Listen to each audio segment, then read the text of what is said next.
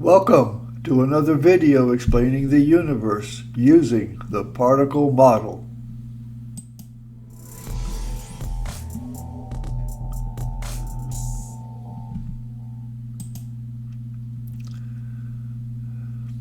Today's video is titled TPM and the Infinite and Moving Universe. We're going to start with Olber's paradox. You may not have heard this, not a very common one.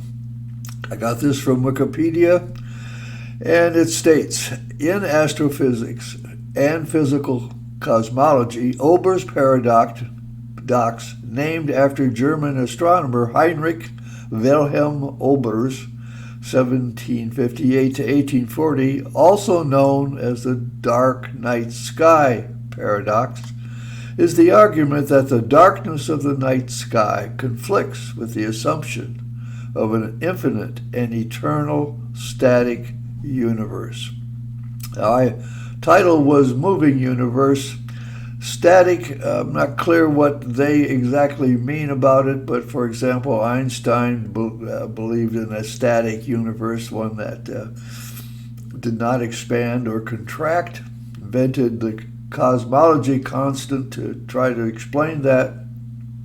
That's the context I understand static universe. My title is about the moving universe. And so it may be static in the sense that its overall motion is neither expanding nor contracting, but it does move. So the article continues, in the hypothetical case that the universe is static, homogeneous, at a large scale and populated by an infinite number of stars, then any line of sight from the Earth must end in a very bright surface of a star, and hence the night sky should be completely illuminated and very bright. No dark spots, total brightness. If it was that way, you couldn't see the planets. You might see the sun because it's the brightest one closest to us. But he claims it would be totally bright. But this contradicts the fact that the observed darkness and non-uniformity of the night is what we see. So, can the universe be infinite and static and still have a dark night sky? So we go right at it with the TPM, and we're going to talk about the TPM Light and G2 drag. That's the first part. Now, Olber assumes that when the light propagates through open space that it does not lose intensity. TPM suggests that space has a G1 and G2 particle field that interacts with light. Olber didn't have that concept. So TPM adds something new to the issue. A stream of TPM light is subject to drag by G2 gravity and is subject to G1 collisions. We talk about drag, and I've talked about this before. The G2 particle field causes gravitational type drag on TPM light stream. This drag slows down the speed of the G1 particles. The slow speed has the effect of increasing the arrival time of the peaks of light, causing redshift even when the source is not moving. In fact, I have a video on this called Redshift and Tired Light. Well, what this means is a star can be fixed in a position, and the G2 drag will cause the peaks, not peels, the peaks of the light from that star to slow down. It will have a longer arrival time, hence a lower frequency, hence a redshift. The farther away it is, the longer the arrival time until it is no longer visible in the range of our eyes. We won't be able to see it. It's out of our frequency range. So we can't see it even though it's there. Olber assumed the intensity wasn't lost. This part is, even if the intensity is there, it's possible that the frequency has changed. The wavelength, or more appropriately, the arrival time of the peaks that hit your eye, doesn't match the vibration rates of the retina in your eye. Well, then there's also the TPM Light and Collisions. TPM Light will collide with the G1s in the particle field, causing causing G1s in the light stream to be knocked away. When the peak of the G1 stream is hit, the intensity of the light is reduced. I maintain that the intensity of light is in the peak. The peak can be reduced if enough collisions happen before they get to the Earth. Our eyes and electronic detectors have a lower limit where the light cannot be detected, even if the peak is still there. This is an interesting point about the fact that you can detect it one way, but with eyes, not with eyes, but with other things. Hubble finds light in dark space. This was in 1995. An astronomer, Bob Williams, wanted to point the Hubble Space Telescope at a patch of sky filled with absolutely nothing remarkable. You want to do it for 100 hours. He pointed the Hubble telescope at a dark spot, which means that when you find the dark spot, how? By the fact that you look and you don't see it. There's nothing there for your eyes to see. It's dark. He's looking for, is there something there? So, with his job perhaps on the line, because they thought he was a little bit crazy to even try to do something like this, so Williams went off and put together a small team of postdocs and did exactly as he planned. For 100 hours between December 18th and 28th, Hubble stared at a patch of sky near the Big Dipper's handle that was only about 1/30th as wide as the full moon. In total, the telescope took 342 pictures of the region, each of which was exposed for between 25 and 45 minutes. The images were processed, combined, and then colored, and 17 days later released to the public as this. In fact, you can see how there's no picture up here, and he's got a picture here that was added, and he combined all these. They processed them, combined them, and colored them, and in this very dark sky, sure enough, the plate recorded light from that space, but our eyes can't see it. Infinite space. Now we're going to talk in a little bit different direction. Is the space infinite? Now let's imagine a space as finite, but a very large sphere. What is outside of that finite space? My son David would call that not space, a kind of an idea from set theory. You have space here, outside is not space. Whatever not space is. No, there must be more space. So we draw another sphere larger than the first one, and we ask the same question. What's out that larger finite space? Not space? No, there must be more space. With this logic, space is very likely infinite. But we have finite objects. Is the number of objects in this space finite or infinite? Olber said there are an infinite number of stars. It's a lot of stuff. If there is a star near the edge of the finite mass, it will emit light in all directions, including a direction away from the object. So, we have finite objects in a finite, and maybe even in infinite space, but we have finite objects in an infinite space. At the edge of that, if you have a star, then the star emits light in all directions, including away from other objects. Unless there's a wall at the edge of the finite space that reflects the infinite space that reflects particles, they will continue outward towards not space, reducing the number of particles. The universe should slowly disappear. Interesting, isn't it? Finite objects, whether it's a finite space or infinite space, if all the objects are in this one huge sphere and there's nothing else there and there's a star at the edge, the particles are moving away from this finite space, and eventually the particles are lost. And somehow it's like it's slowly disappearing. Yeah, but obviously there are more objects out there. If not just the light, there's probably other objects out there as well. So, infinite number of objects. Do we have an infinite number of objects? A different, opposite question. Populated by the infinite stars that Olber talked about.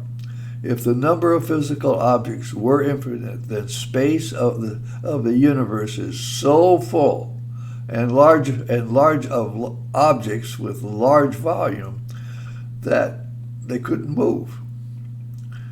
If you have an infinite number of stars or objects in the space, and each object has a finite volume, and you have an infinite number of them, then they're all jammed together, and the larger objects couldn't move. Maybe small ones do, but you can't have the motion that we see. We see galaxies like Andromeda moving towards us. That wouldn't happen. One of the basic assumptions that I make about the universe is that it contains objects that move. All of them move. Interesting conclusion that the total volume of all objects is less than the volume of space. So even though we have an infinite, someone might say we have an infinite number, because you can always conceive, well, you can have larger space, you can have more objects, but space conceptually is larger, if you will, a larger infinity than the volume of the objects, which it has its own infinity, which is somewhat less. The volume of the objects is less than the volume of space. You have different sizes of infinity, and David informed me the other day that mathematically that is a concept that is used. Well, then there's infinite levels. This is a whole different story. We talk about level 0, where man exists, and where we have level 1 atoms and molecules. We're made from level 1 particles, which are N1 and G1 particles, nucleons and orbitals, atoms, and we have a periodic table. A little bit of confusion here between level 0 and level 1. They look like they should really be together, but we haven't quite sorted that out. And then there's level 2, which has N2 and G2 particles. Again, like this is a nucleon, this is an orbital, but it's at a lower level. They're smaller. The G2 is faster than the G1, and G1 is light. But the G2 is the gravitational force that holds the the level 1 atom together. You need this level to support this level. You need level 3 to support level 2. And on it goes, and where do you stop? In theory, these levels must go on forever, and that's mind-boggling, but it does theoretically go on forever. We have, in my opinion, indirect evidence, not direct evidence. We have indirect evidence of the nucleon and the electron or G1 particle, and we have indirect evidence of the G2, not of the N2. We have no direct evidence of any of it. So one of the reasons I state I can't prove the particle model is because we don't have direct evidence. It's all indirect evidence. But I stop at N1, G1, and G2, suggesting the possibility of these and the G3. But I stop at those three particles because we do have indirect evidence that those particles could exist. But it goes on forever. So we have an infinite universe that has infinite space. The objects, which seem to be infinite in that universe, are smaller in volume than the volume of that infinite space. And then we have infinite levels. Quite a system.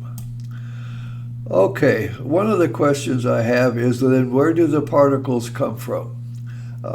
I made this statement early on in my work on gravity many, many years ago, and I concluded that the only way you could get gravity particles is from the stars. Nuclear fission in the stars releases all the lower level particles that support the rest of the universe.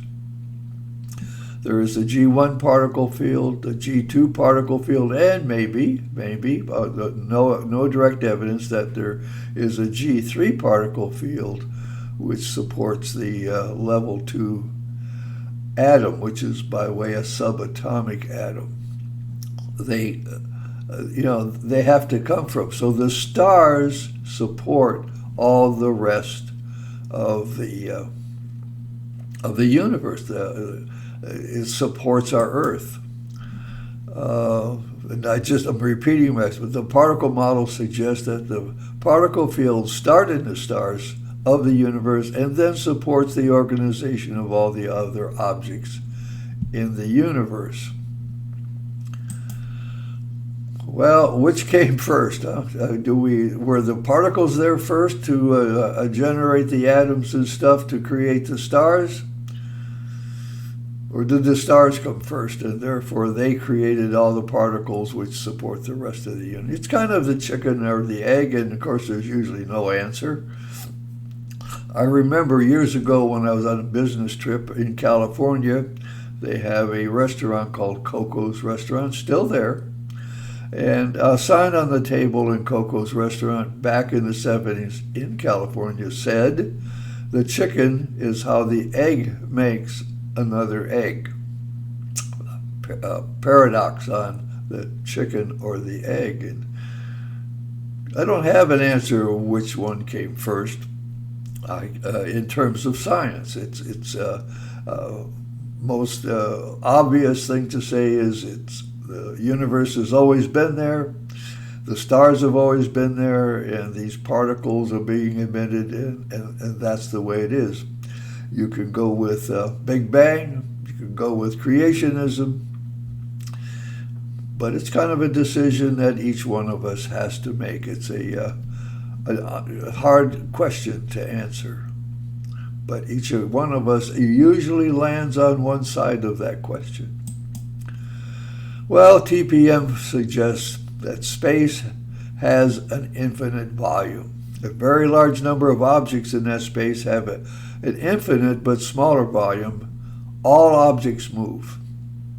If that weren't true, that they didn't have a smaller volume, they couldn't move, and observations tell us that they do. TPM suggests that all objects have infinite levels. Infinite space, smaller volume for objects, infinite levels supporting the organization of the atoms and molecules that we see in our world. Olber's paradox is solved. TPM drag and G1 collisions make the night sky dark to our eyes, but the film exposed over long term will show that there is still more out there. So it'll go on. The next time we get a stronger telescope and we look at another dark spot that within the one that Williams came up with, we're going to see more. My name is Bobby Hilster, and I am your particle model guru. Tune in next time when I'll explain more of the universe using the particle model. Thank you for your attention.